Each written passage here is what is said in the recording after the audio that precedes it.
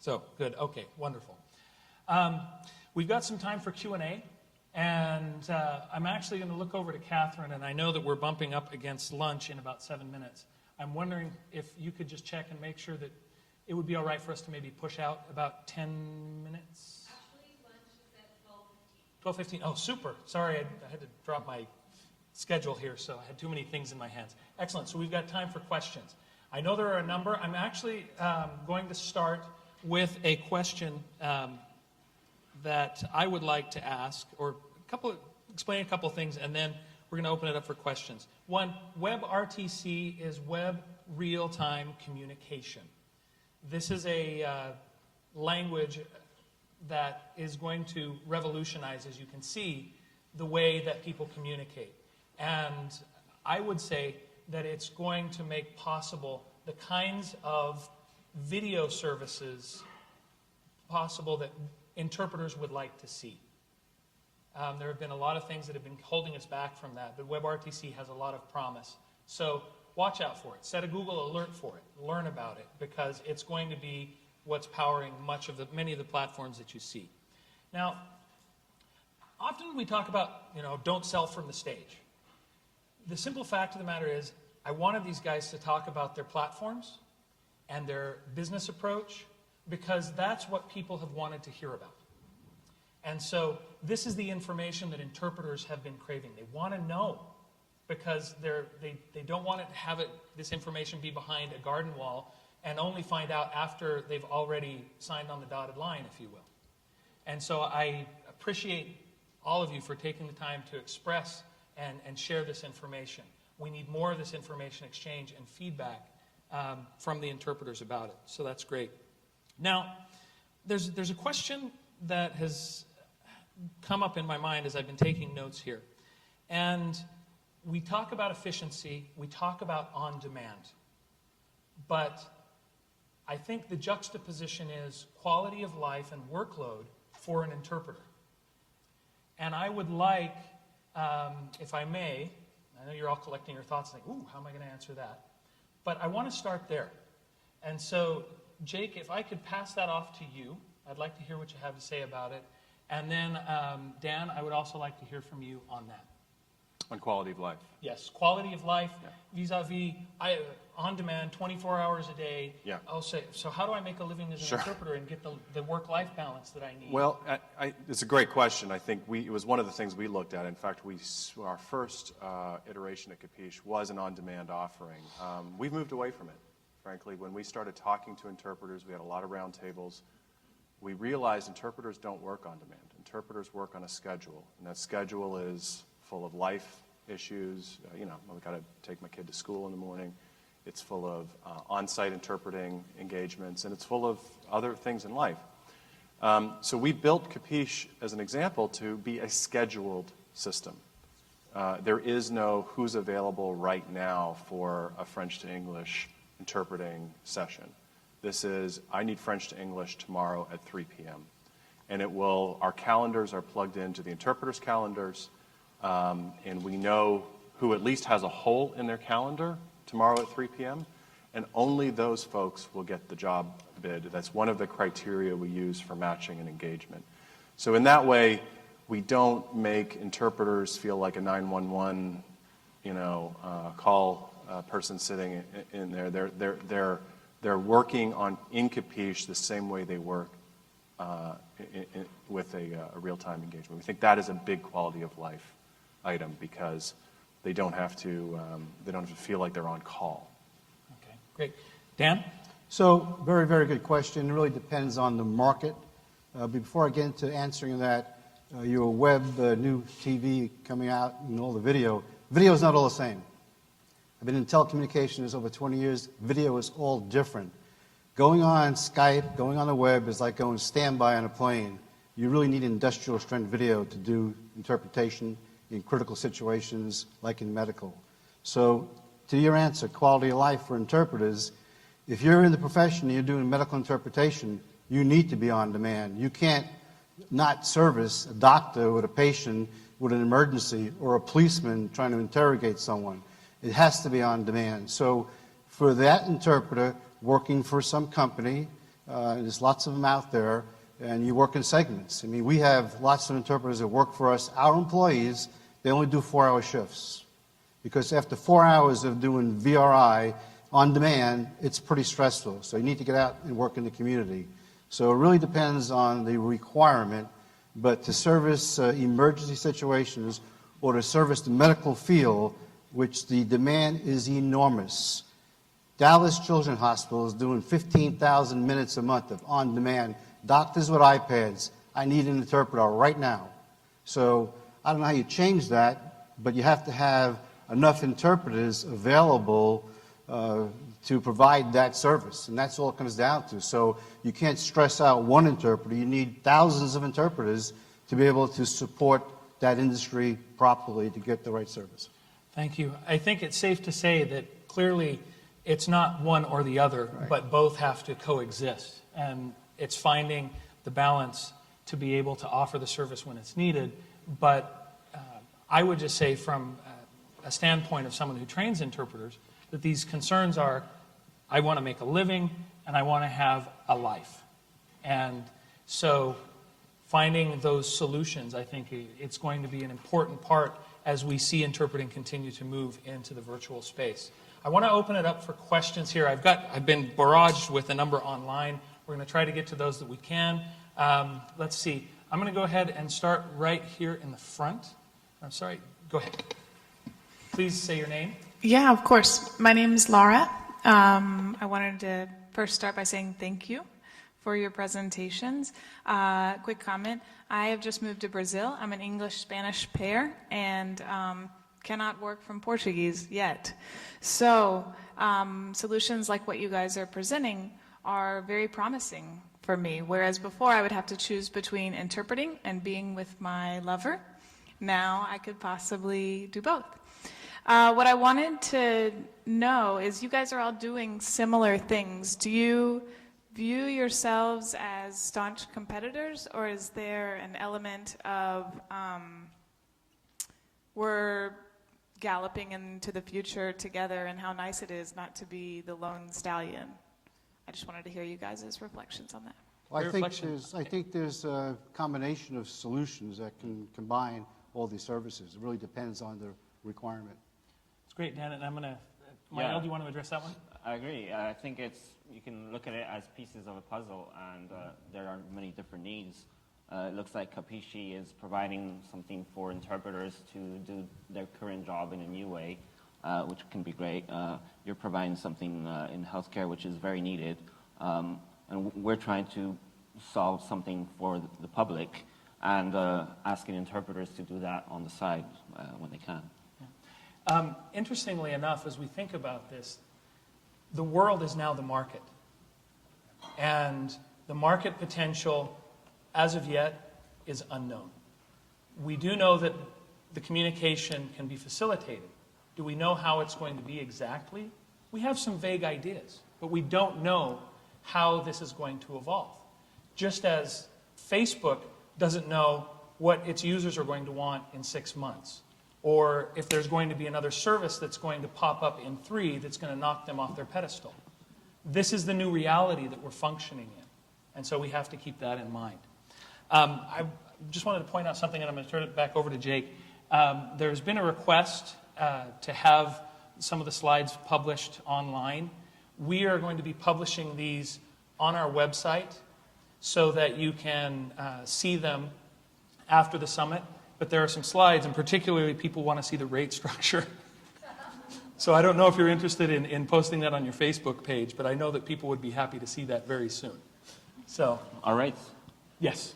There's actually a calculator on Valveverse.com/race. You can put in a use case, a language combination, and we'll show you the rates. Okay, so I guess we just point them in that direction. If we can tweet out the link, that would be marvelous. Yes. So I'm curious. I mean, I'm listening to you guys, and it's fascinating. Yes, the world is changing before my eyes. And I'm curious from just a very practical standpoint, as an interpreter that makes a living interpreting, specifically regarding medical interpreters. that are being asked and are indeed becoming ever more professional and getting certified and increasing their credentials. That field is sort of evolving very quickly as well. Do you, as providers of interpreter services or facilitators of interpreter services, expect the pay scale, the pay rate for medical interpreters to increase as their credentials increase and as their services become increasingly delivered via your wonderful new technologies? Because I hear you saying, you know, VRI is very intense, they can only work 4 hours, and then we want them to go out into the community. I don't know if you meant we want them to go out into the community and get other jobs that aren't through video in order to be able to make a living. And if that's the case, we're still working really hard and perhaps having problems balancing life and work. Linda, thank you for bringing that issue up. We've got the work-life balance issue. There's another issue that we're looking at that has to do with fatigue. We have the other issue of being able to make a living and the issue of rates. And frankly, if I can use the metaphor that Chris Silva referred to, maybe we're going to pet the elephant a little bit here. Because it is an elephant in the room. Translators are staring it straight in the face. It's no longer an elephant. It's a reality that they've got to deal with.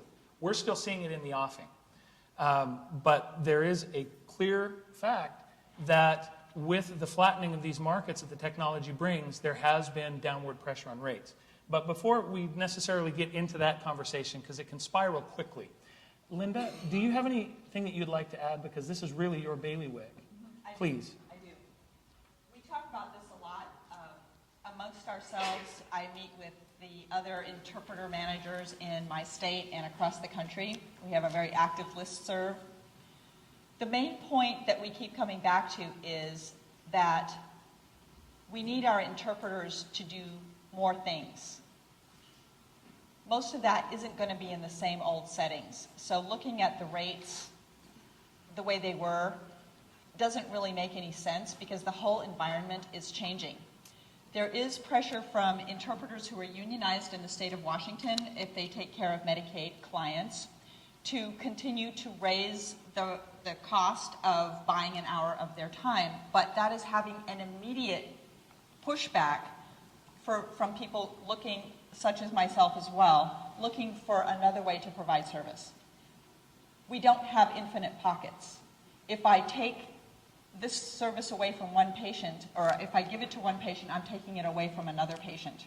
So what we really need to do is work smarter so that we have interpreters who are more trained in more ways, can help us out more, can be available to us in different and new ways, and we can get 10 times the amount of work done by that interpreter. Yes, we'll raise the rates.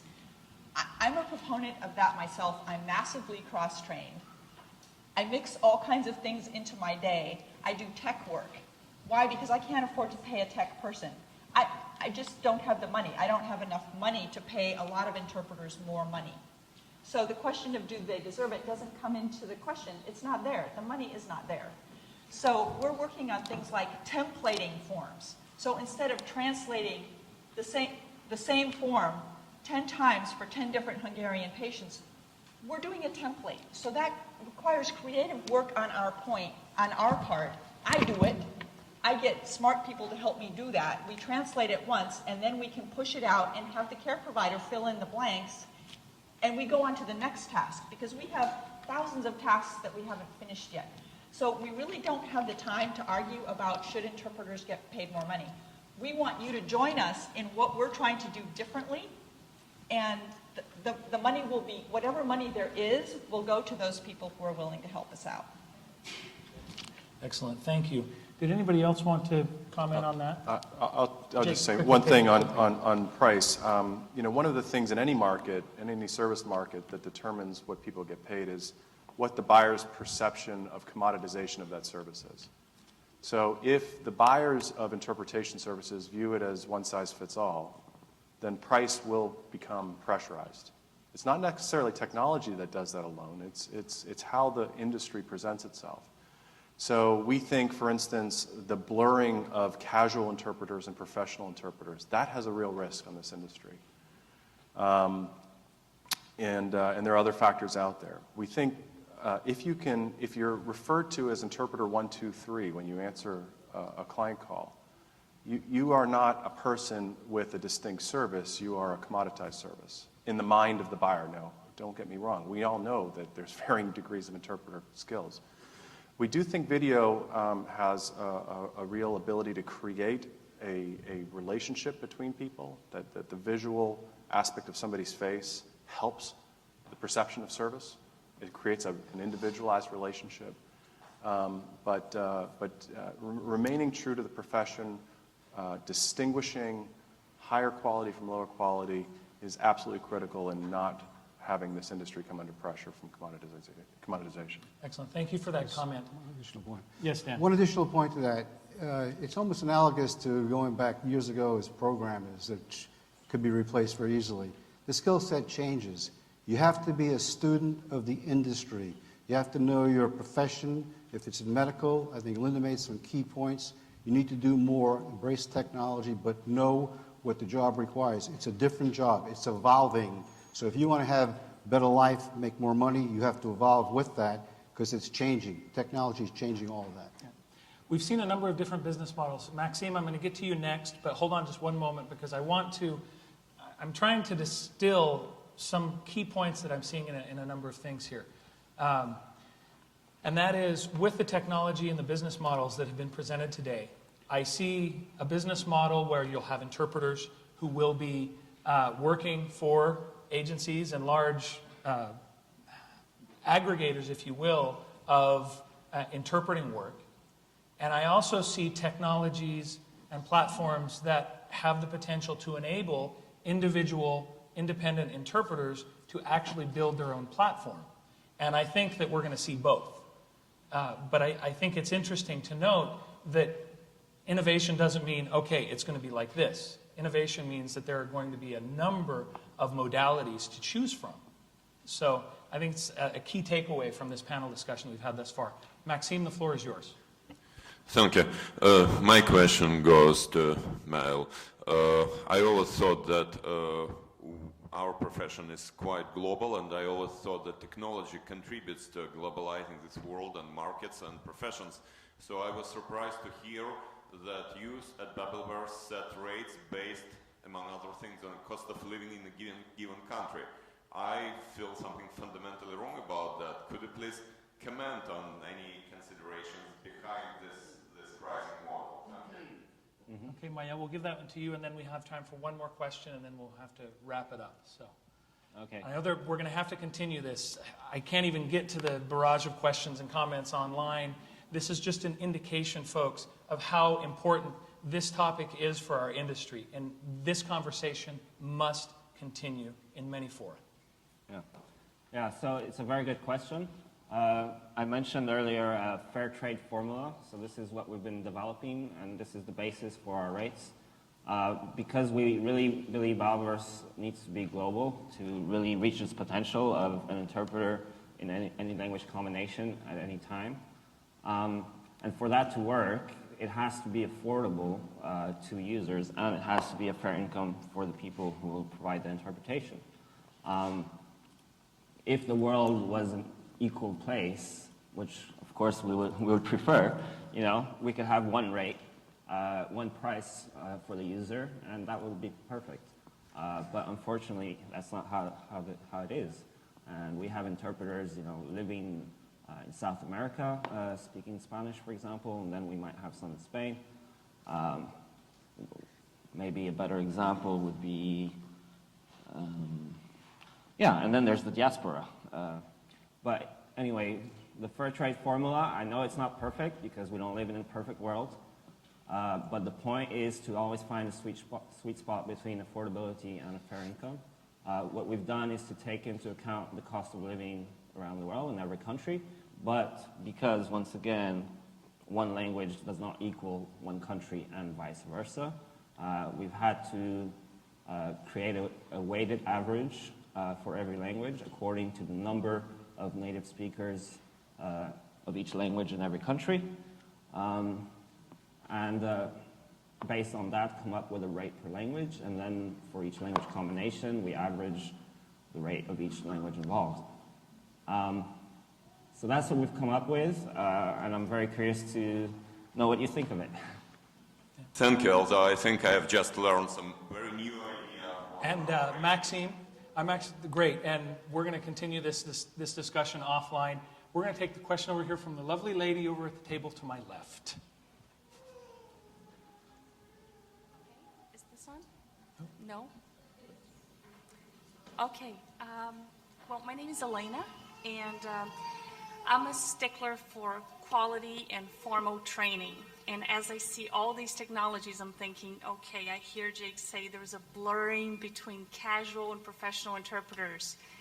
Is there any way that we can assure some level of quality and professional level of interpretation and promote the idea of training, even though somebody can jump on one of these platforms and say, hey, I spent 6 months in France, this is going to be fun. And I see the side of Babbleverse that's going to make everything accessible and help somebody who's trying to take a cab in Tokyo or get aspirin in Istanbul. But if anybody can sign up, is there any level of verification in terms of the qualification of these professionals or casuals, which sounds horrible, but in order to, first of all, be transparent with the client so they know what they're getting, if it's interpreter ABC2, or if it's somebody who's actually trained or somebody who truly has the experience they claim they do. Excellent, that thank work? you. I'm going to definitely a comment that found some resonance. What I'm going to do, I'm going to give you each 15 seconds to answer that question. Okay. So we'll start with Jake and we'll work on over to Maëlle. Maybe 20, but you make it brief and make it concise. Short answer is yes, we're vetting. We want professionals only inside. So we have a vetting process. Second key point is the market will help us. We have a rating system at the end of every session. The interpreter is rated, they get feedback, and they get linked to. And that is very, very meaningful as we place future jobs to interpreters. So both in the door and post as they grow within the system, we understand if they're professional or not. Great. Dan. Yeah, our training is significant. Most of the interpreters work for us. They're our employees, our partners' employees, so they are picked, trained, need at least 3 years of experience before we even hire them, go through extensive training, and they're all monitored all the time. The number and name is on the video, and we're dealing with hospitals, the most toughest environment of all, and we constantly are monitoring what's going on. So the quality is there's no close to. Plus, we're working with IMIA in terms of developing a certification program that everybody can utilize. Maëlle. Yeah, thank you for your question. There are two answers in our case for that. As I try to make clear, we make a distinction between professional interpreters and a friend who speaks your language, to give a name to casual. And for the professionals, they are vetted. We verify credentials, we verify training experience. So this is a professional service that we can sell to clients. In the case of the friend who speaks your language, anybody can sign up if they claim to be fluent in 2 languages.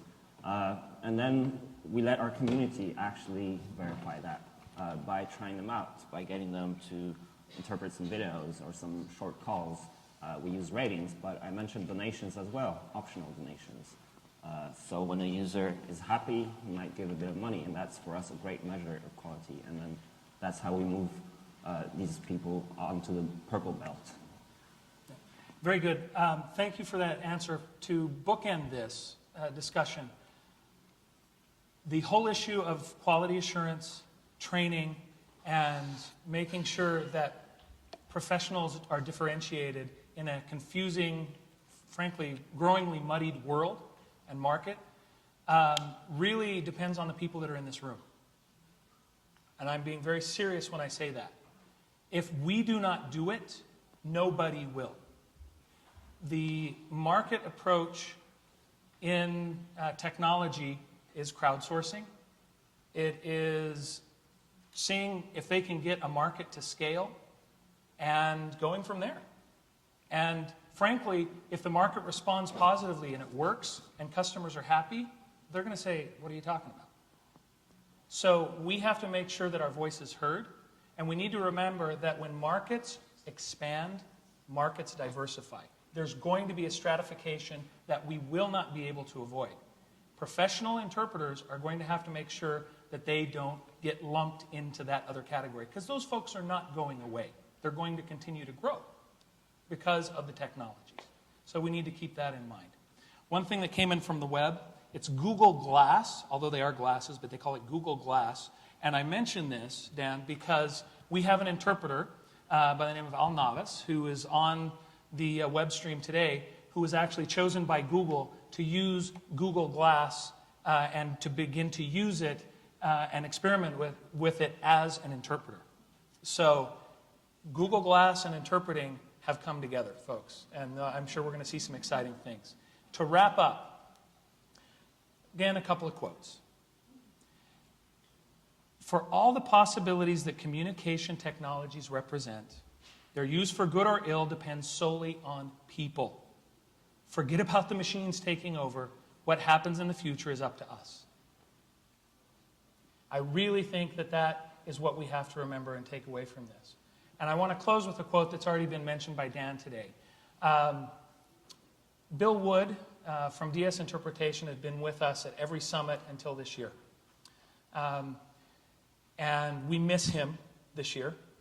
But I want to just share the quote that has really become a rallying cry within the interpreting industry. And that is, interpreters will never be replaced by technology. They will be replaced by interpreters who use technology. And I would like to close with that. Thank you very much for being here today.